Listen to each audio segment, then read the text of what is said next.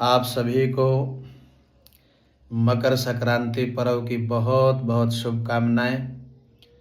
हमारी पृथ्वी एक वर्ष में सूर्य का भ्रमण करती है, परिक्रमा करती है, और जब पृथ्वी एक राशि से दूसरी राशि में संक्रमण करती है, इसी को संक्रांति कहते हैं।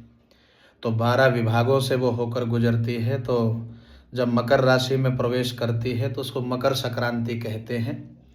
और वर्ष में 2 अयन होते हैं 6-6 महीने के। एक समय हम सूर्य को दक्षिणायन में देखते हैं और इस समय हम सूर्य को उत्तरायण में देखना प्रारंभ करेंगे। अर्थात उत्तरायण जो है उन्नति का प्रतीक है। तो वेद भगवान का भी उपदेश है, तमसो मा ज्योतिर्गमय, हम अंधकार से प्रकाश की ओर चले। तो इसलिए हम जीवन में ज्ञान से, सत्य विद्या से जुड़े और सत्य विद्या से जुड़ते हुए, उसको जानते हुए अपने जीवन का ज्ञान, अपने जीवन की अविद्या, अंधकार सब दूर कर दे। ये मकर संक्रांति का एक आध्यात्मिक संदेश है।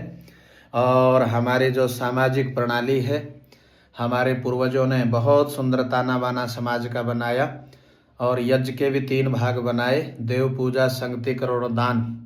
तो आज के दिन हम मात्र जो है लकड़ी ना जलाएं, बल्कि अच्छी समिधाओं का चयन करके और साकल्य सामग्री में तिल आदि मिला के और शुद्ध गोघृत से जो है घर घर में यज्ञ करें, वातावरण को सुगंधित करें, प्रकाश फैलाएं और मिलजुल कर ईश्वर का धन्यवाद करें, एक दूसरे को शुभकामनाएं दें।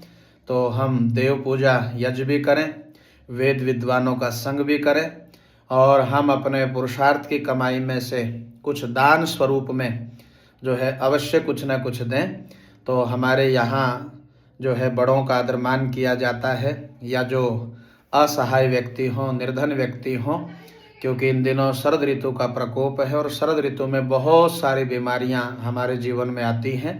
आजकल बुजुर्गों की ध्यान रखने की महती आवश्यकता है। तो किसी संस्कृत में एक सूक्ति कही गई कि सर्दी किसको नहीं सताती, तो कहा कंबलवंतम न बाधते शीतम। जिसके पास कंबल होता है उसका शीत ऋतु बाधा नहीं देती, कुछ बिगाड़ नहीं पाती। तो कंबल का अर्थ ये भी होता है कि जिसके पास बल कम हो तो वही कंबल लेता है।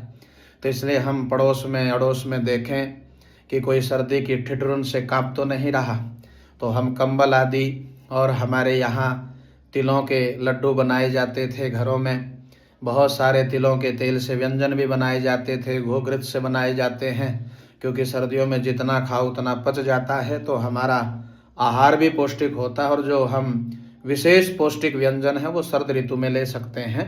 तो आजकल शिशिर ऋतु है, तो आप स्वयं भी अपने स्वास्थ्य का ध्यान रखें और अन्न का और जो है वस्त्र आदि का दान जो है स्वेच्छा से और श्रद्धा पूर्वक जहाँ आवश्यकता है वहाँ दे। और पुनः इस मकर संक्रांति पर्व की आपको शुभकामनाएं। यज्ञ जरूर करें, यज्ञ के प्रकाश से और यज्ञ के प्रताप से जीवन को सफल बनाएं। तो ये मकर संक्रांति पर्व पर बहुत बहुत शुभकामनाएं, बहुत बहुत बधाई।